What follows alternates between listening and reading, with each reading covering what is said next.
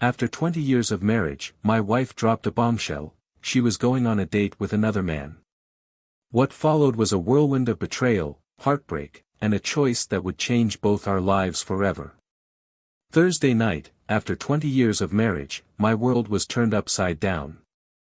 My wife, Sarah, the mother of our 2 daughters and the woman I had always considered the love of my life, dropped a bombshell. Sitting across from me on the couch, with a nervous yet determined expression, she told me she was planning to go on a date the following night. Not with me, but with a colleague from work. Sarah and I had been together since we were teenagers. Our relationship began as a whirlwind romance, and when she got pregnant less than a year in, we didn't hesitate. We were crazy about each other, and despite our youth, we made it work. We married, and 7 months later, Emily, our first daughter, entered our lives. Our family grew to include another daughter, and we created a home full of love and joy. Over the years, I built my landscaping business from the ground up. What started as a modest venture flourished into a multi-million-dollar enterprise. It allowed us a comfortable, fulfilling life, one I thought was anchored by a strong, unshakable marriage. That's why her revelation hit me so hard. I never imagined anything like this could happen to us. As I sipped my scotch, trying to comprehend her words, Sarah explained that she'd been struggling with depression ever since our daughters left for college. This, she said, had led her to confide in Ryan, a colleague from accounting.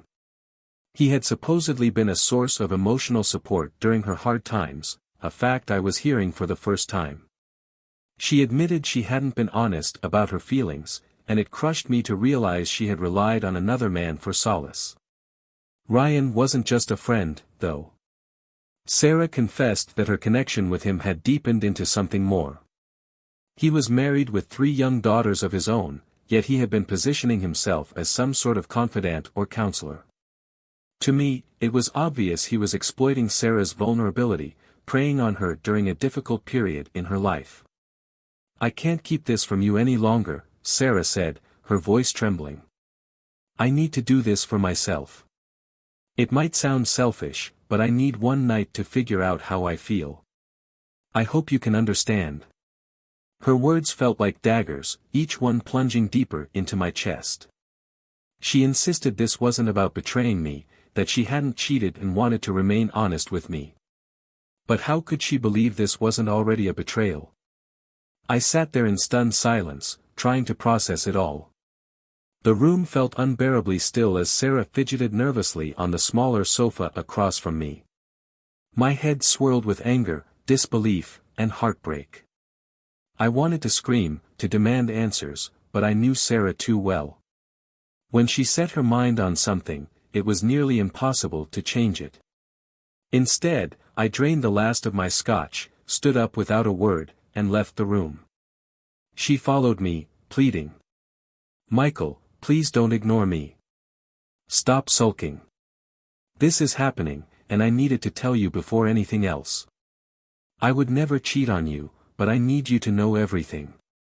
We've always been honest with each other." Her words echoed in my mind as I walked away, my heart breaking with every step.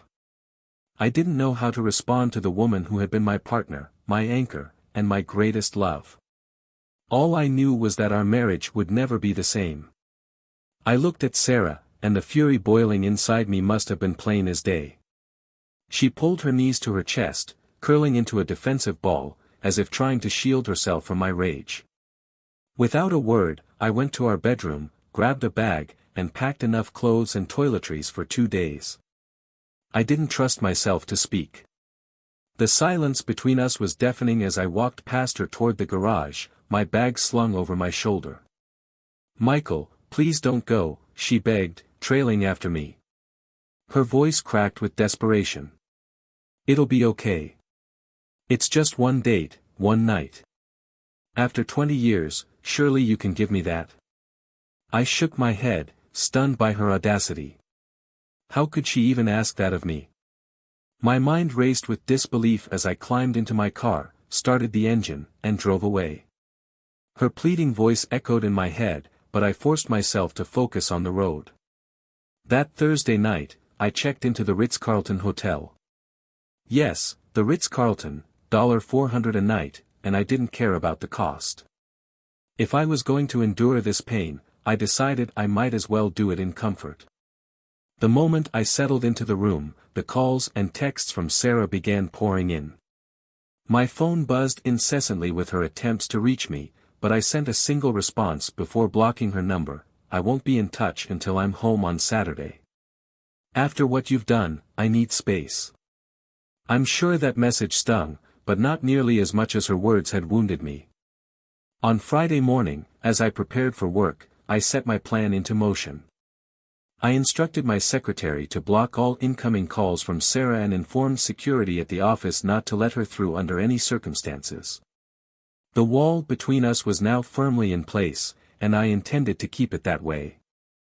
I've always been known as a man of action, dependable, resolute, the kind of person who gets things done without hesitation. Among friends and colleagues, I was respected for my reliability.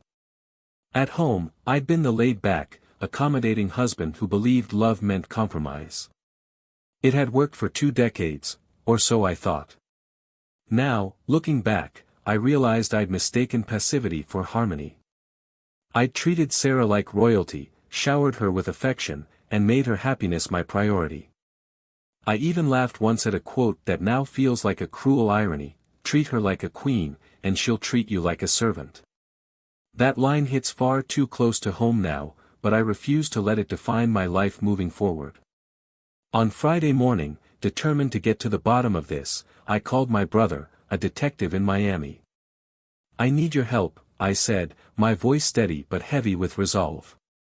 I explained the situation, detailing Sarah's betrayal and my need for answers.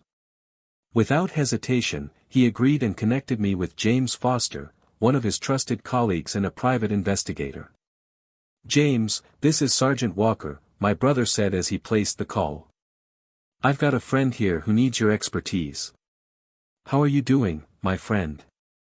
And just like that, the wheels were set in motion. If Sarah thought she could blindside me, she was sorely mistaken. I was done being the complacent, agreeable husband. It was time to take control of the narrative. Michael's plan was moving full steam ahead as he listened to his brother relay instructions to James Foster, the private investigator.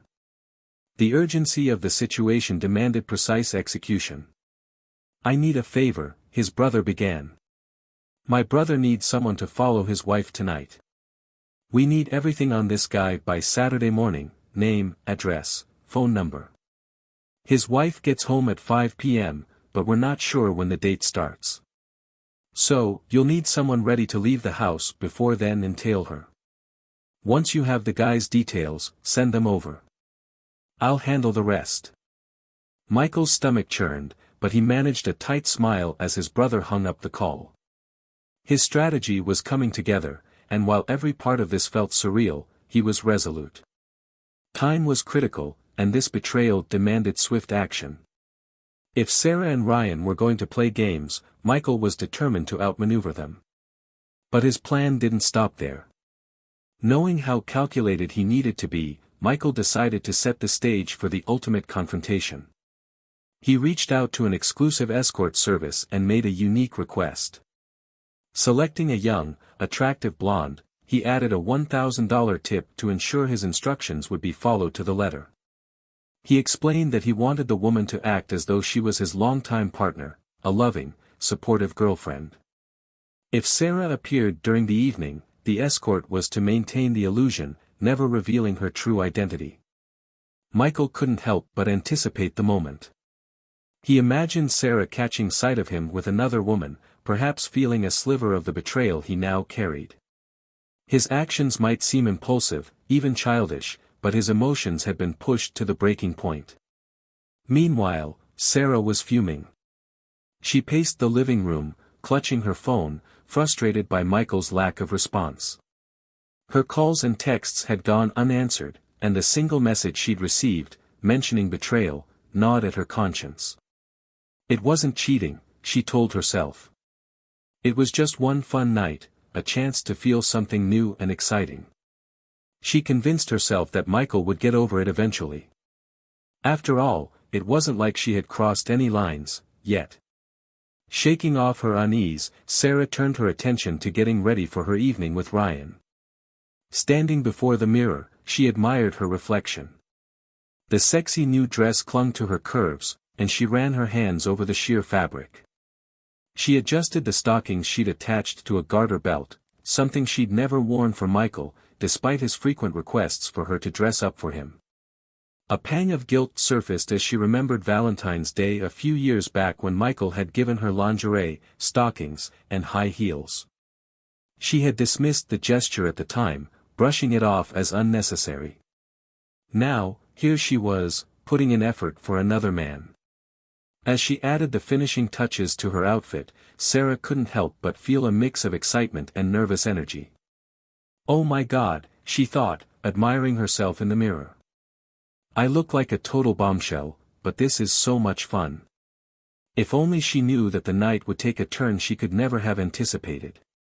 Sarah stood before the mirror, giving herself one last look before heading out. She whispered to her reflection, trying to convince herself, no sleep tonight, just dinner and dancing. Her words sounded hollow even to her own ears. Deep down, she felt the excitement coursing through her, blending with an undeniable guilt. Despite her reassurances, Sarah knew she was walking a dangerous line. She jumped slightly when her phone buzzed with Michael's name flashing across the screen. For a moment, nervousness washed over her. She had just been admiring how alluring she looked and was well aware that her intentions for the night weren't as innocent as she had claimed. Still, she answered, feeling a pang of guilt but hoping to smooth things over. Michael, thank you for calling, she said softly, her voice carrying a rehearsed sweetness. I miss you so much. I love you. Michael's voice cracked on the other end, raw with emotion. Sarah, please, don't do this. I love you more than anything. Please cancel the date. Let's talk this through. We can save our marriage. I know we can. Hearing his trembling voice made Sarah's stomach tighten. It sounded so broken, so desperate, and yet instead of softening her resolve, it stirred something darker. The pity she felt mingled with a sense of power she didn't deserve. Michael's vulnerability made her feel as though she held the upper hand, that no matter what she did, his love for her would remain steadfast. Oh, Michael, she said, her tone almost tender. I love you so much too, and I can't wait to spend the rest of our lives together. Her own words stung with their falseness, but she pushed the guilt aside as she ended the call. Tears welled in her eyes as she wiped them carefully, avoiding her makeup. Staring at her reflection once more, she took a deep breath. I'm sure he thinks I'm being selfish, she murmured to herself, but I have to do this for me. Michael, please don't be angry. With a spritz of perfume and one last adjustment to her hair and lipstick, Sarah steeled herself for the evening. She tried to ignore the gnawing guilt as she headed out the door.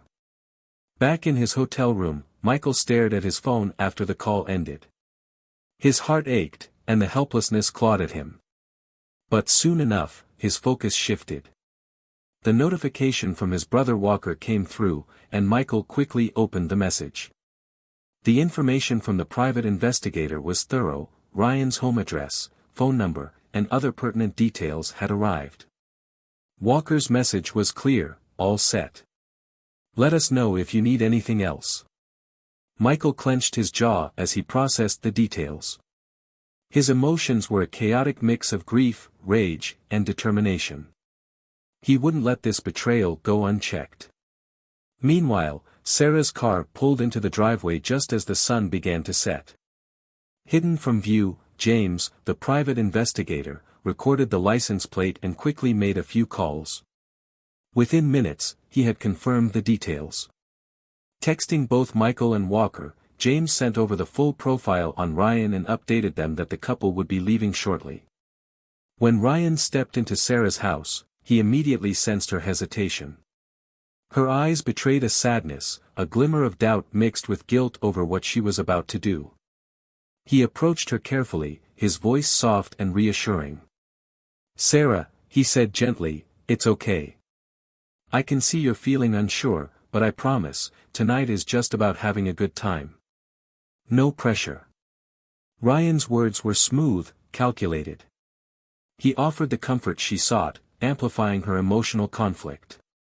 I was really looking forward to tonight, he added with a smile. And trying that new restaurant with you. Sarah nodded, forcing a smile in return. She appreciated Ryan's understanding, but her heart wasn't fully in it. The weight of Michael's broken voice lingered in her mind, no matter how hard she tried to push it away. Ryan's casual suggestion of a simple dinner sounded harmless enough to Sarah. How about we just grab dinner together, and then I'll drop you off at home? No pressure, just two friends catching up, he said with a nonchalant tone that put her at ease. Sarah's shoulders relaxed, reassured by his demeanor. Surely, dinner with a friend wasn't a betrayal, just a chance to enjoy an evening out. Deep down, though, she couldn't deny a flicker of excitement. She was already dressed to impress, and part of her was eager to escape the emotional weight of the past few days, even if just for a few hours. By 7 p.m., James, the private investigator, was in position. He discreetly followed as Ryan and Sarah arrived at a dimly lit restaurant and later moved to a nearby lounge. James captured every detail, from their close conversation over dinner to the unmistakable intimacy of their movements on the dance floor. The couple shared stolen kisses, and Ryan's hands lingered in ways that left no doubt about their intentions.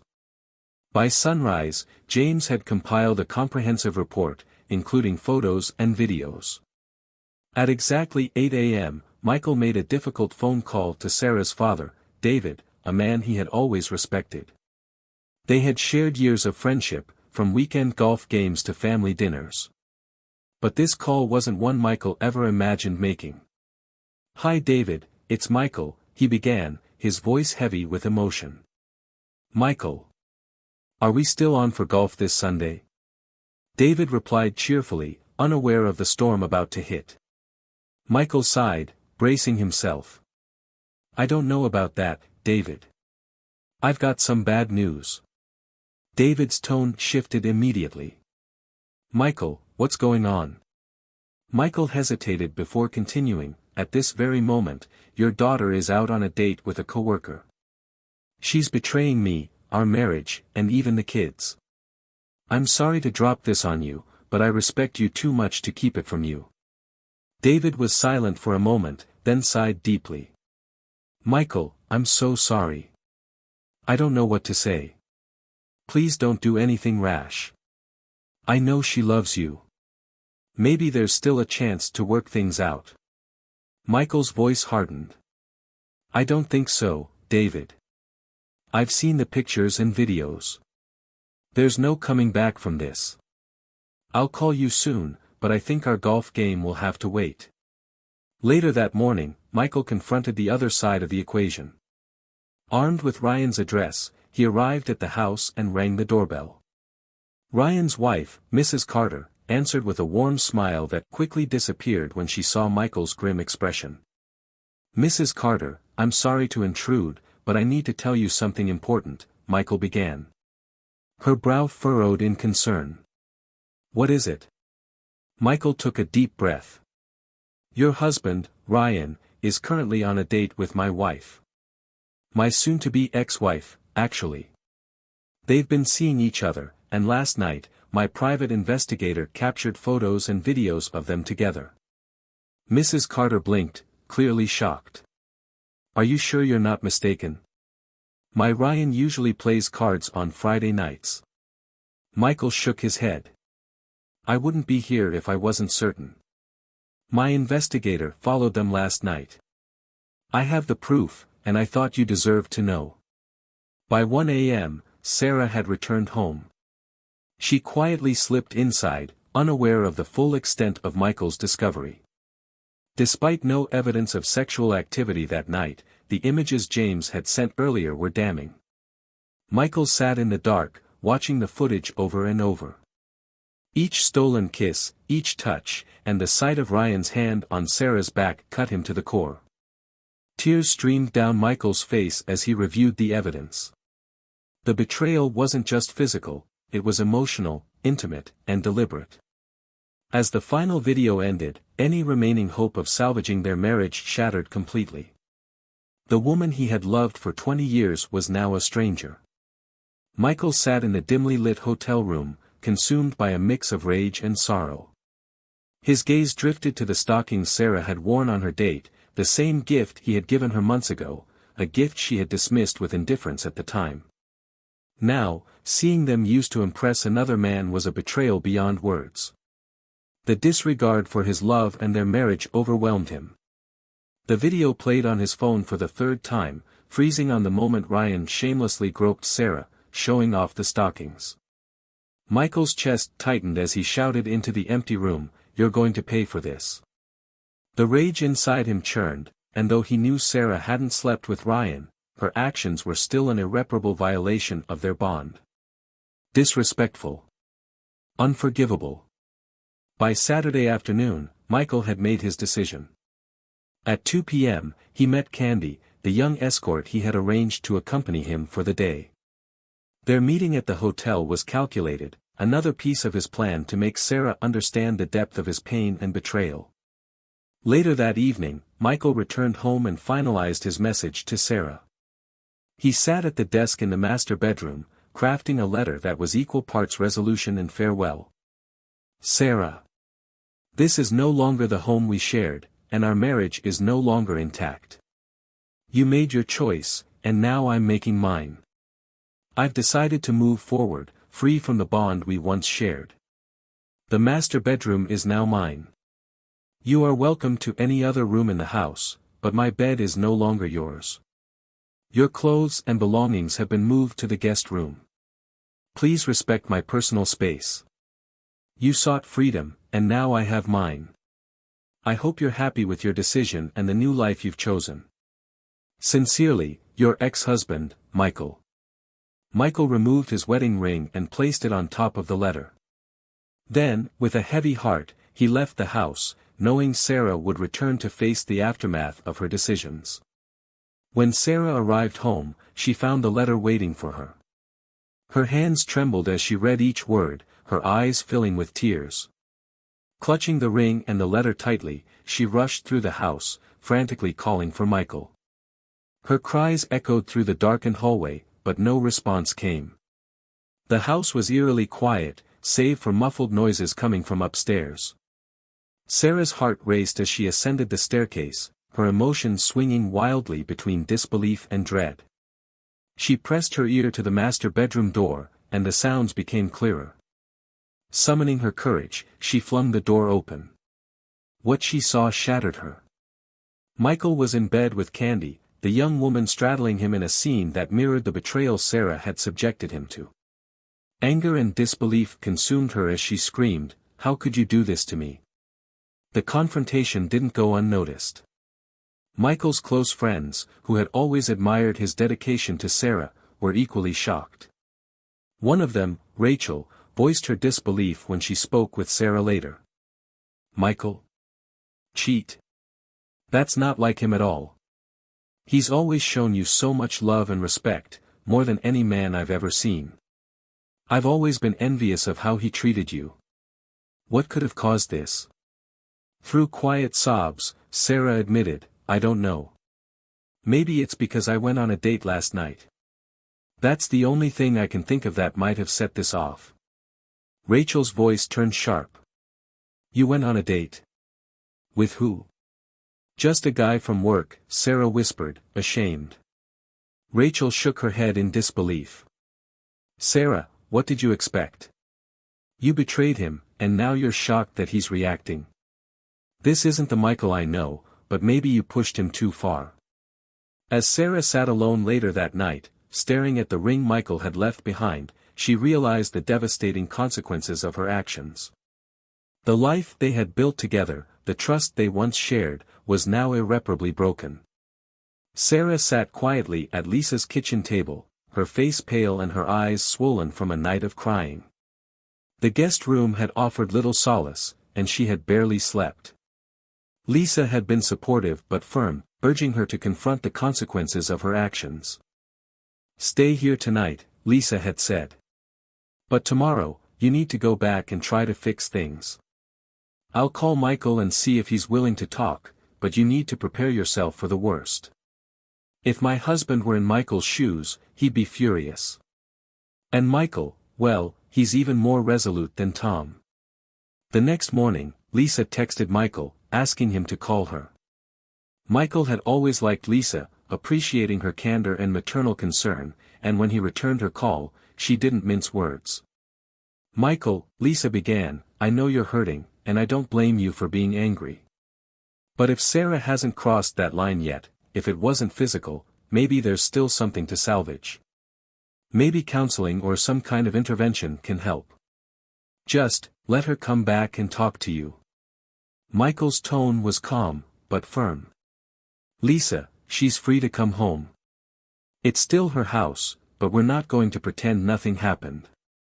She won't be sharing my bed, and I won't be living as if things are the same." Lisa sighed, her voice softening. "I know you've always been my favorite son-in-law, Michael. You're a good man. Just think about what's best for both of you, okay?" "Thank you, Lisa," Michael replied. "I'll let her come back when she's ready, but nothing will change the fact that our marriage is over." By Sunday afternoon, Sarah had mustered the courage to return home. Michael came back from the gym to find her car parked in the driveway. Inside, she sat at the kitchen table, her hands trembling as she tried to compose herself. When he walked in, she gave him a strained smile, attempting to mask her fear and guilt. "You know we're not getting a divorce," she said, her voice faltering. "We can work this out. We love each other." Michael remained silent as he poured himself a cup of coffee and sat across from her. His expression was unreadable, but his silence made Sarah squirm. She fidgeted with her hands, unable to hold his gaze. Finally, Michael broke the tension. "Sarah," he began, his voice measured but laced with exhaustion, "you may not think you've done anything unforgivable, but let me be clear about what happened. You went out with a man who isn't your husband. You dressed provocatively, had dinner, held hands, let him touch you, kissed him, and spent the evening with him. To you, it might seem like nothing. But to me, it's everything. That's what ended our marriage." Sarah's lips trembled as tears filled her eyes. "I don't want a divorce," she whispered. "Give us time, Michael, and I'll prove to you that we can get through this. I'll be back in your bed before you know it." Michael raised an eyebrow. "Are you done seeing Ryan?" he asked sharply. Sarah hesitated for a fraction of a second too long. Michael's voice hardened. "Because if you're not, I'm paying a visit to his lovely wife, Lydia. Did you know they have 3 beautiful children?" "No. I didn't think so." Sarah's face crumpled as the reality of the situation sank in. Michael stood, taking his coffee with him as he left her at the table. His words had been deliberate, and their message was clear: there would be no reconciliation, no return to the way things were. Sarah had made her choice, and now, so had he. Michael's tone was cold and unyielding as he addressed Sarah. "I'm sure you didn't think about the consequences while you were out with your lover," he said sharply. "But Lydia told me something very interesting about Mr. Nice Guy. You're the 3rd woman she's caught him with this year. The last one, Rebecca Martin from your office, ended her marriage because of him. Ryan has a long history, Sarah, and Lydia's done with it. She believes that once a cheater, always a cheater." Sarah's face flushed with anger and disbelief. "I can't believe you went to her house and told her. My God, it was just dinner. You're being cruel and hurtful." Michael's eyes narrowed. "Just dinner? Really? What about the dirty dancing, the kissing, and the touching at the club? Do you think Lydia deserves to live in the dark while her husband continues to betray her? I promised her the photos and videos, so she'll have the evidence she needs when Ryan tries to downplay it. That's not fair." Sarah snapped. "You're acting like I had an affair, but it wasn't like that." Michael leaned back in his chair, his expression hardened. In your mind, maybe it wasn't cheating. But for me? It was. And if you can't see that, then maybe this arrangement isn't going to work for you. Sarah's voice softened, but her frustration was evident. What about you? Having another woman in our house is inexcusable. It has to stop. Michael raised an eyebrow, his voice laced with sarcasm.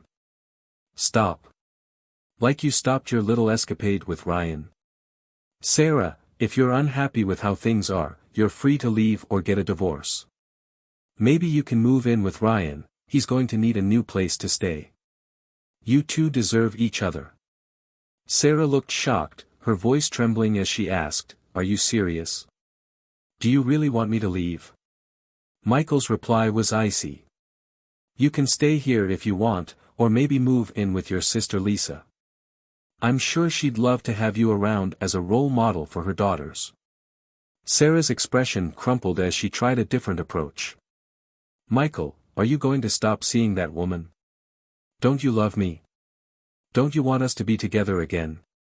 Michael sighed heavily, his gaze unwavering.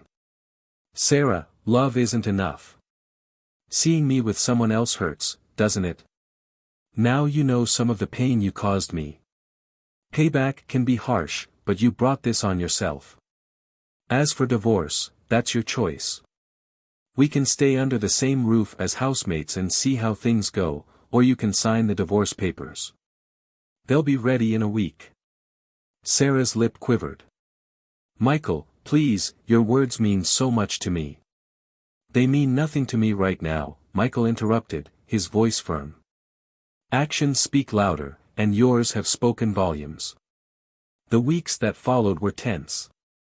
Michael continued his interactions with Candy, though he began to feel a twinge of guilt. The excitement of their relationship was purely physical, and the emotional cost of maintaining the arrangement was becoming evident. After Sarah returned that Sunday night, Michael made the decision to end things with Candy. I won't be seeing her anymore, he told Sarah flatly. But don't mistake this for forgiveness. I'm still exploring what I want moving forward. Sarah, desperate to regain Michael's love, begged him to stop seeing other women altogether. Michael, you've punished me enough, she said through tears. Every week, I had to watch another woman walk into our home, knowing she was with the man I still love. Michael studied her for a moment, his resolve wavering slightly but still intact. This isn't about punishment, Sarah. It's about consequences. I'll decide where we go from here, and until then, I suggest you focus on rebuilding the trust you shattered. Sarah nodded, understanding the gravity of his tone. For now, there was nothing more to say. Both of them were left to navigate the wreckage of their marriage, uncertain of what the future might hold. The pain I felt was unbearable, but after long nights of reflection, I decided on a course of action. Here's what I'll do, I told Sarah one evening, my voice measured but firm. I won't date anyone else, for now. Let's go to counseling.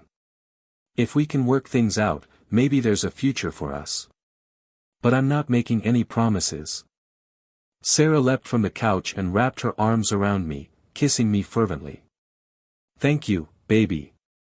I promise I'll make it up to you, she said with tears streaming down her face. Not so fast, I warned, pulling back slightly. I'm not forgiving you yet. This is just one last chance before I decide whether your cheating ends this marriage for good. Michael, don't say that, she cried. You love me. I know we'll always be together. Can I sleep with you tonight? Please. Her voice trembled as she searched my eyes for a hint of compassion. No, I replied. We're taking this step by step. If you want us to work, it has to be on my terms. The next 3 months were a grueling test of our relationship. Counseling became a twice-weekly ritual, and while it gave us a space to talk, it was just as painful as I had feared. Revisiting the affair over and over, dissecting every choice, and enduring the relentless discussions left me emotionally drained. Life would have been so much simpler if you'd just stayed true to your vows, I told Sarah one evening. But I suppose that was too much to ask. Despite the challenges, we made some progress. Sarah finally grasped the extent of the pain she had caused and understood my reactions more deeply. She occasionally complained about the way I had retaliated, particularly the revenge cheating, but I reminded her that she had broken the trust first. "You shattered our agreement," I said. "And I need to protect myself now." We established new boundaries moving forward, including one unshakable rule: any infidelity, emotional or physical, would result in her being permanently removed from my life. Sarah promised never to let another man flirt with her and to remain completely faithful. I hoped she meant it. A year later, things had settled somewhat into normalcy, though the scars of her betrayal remained. I kept a closer watch on Sarah, not out of paranoia but necessity. Her sister Lisa also became an ally in ensuring that Sarah stayed on the right path, working with me to prevent any repeat of her mistakes. Sarah, for her part, was determined to rebuild our marriage and prove her love and commitment, not just to me but to our children as well. Even so, I couldn't completely forget Lydia's words: "Once a cheater, always a cheater." They lingered in the back of my mind, a quiet warning that I couldn't ignore. Meanwhile, Ryan's story became a cautionary tale about the consequences of infidelity. 2 years after his divorce from Lydia, his luck finally ran out. One night, outside a pub, he was confronted by a man named Eric, a husband who had also been betrayed by Ryan's actions. The altercation turned violent, and hours later, Ryan was found unconscious on the sidewalk with broken arms, a fractured rib, and severe injuries that left him hospitalized. Hearing about Ryan's fate only reinforced my belief in the fragility of trust and the devastating fallout of betrayal. Though my marriage with Sarah had begun to heal, I remained vigilant, knowing that trust, once broken, is never fully restored. The lessons from our ordeal, and from Ryan's downfall, served as a stark reminder of the cost of infidelity and the delicate balance required to rebuild what had been broken.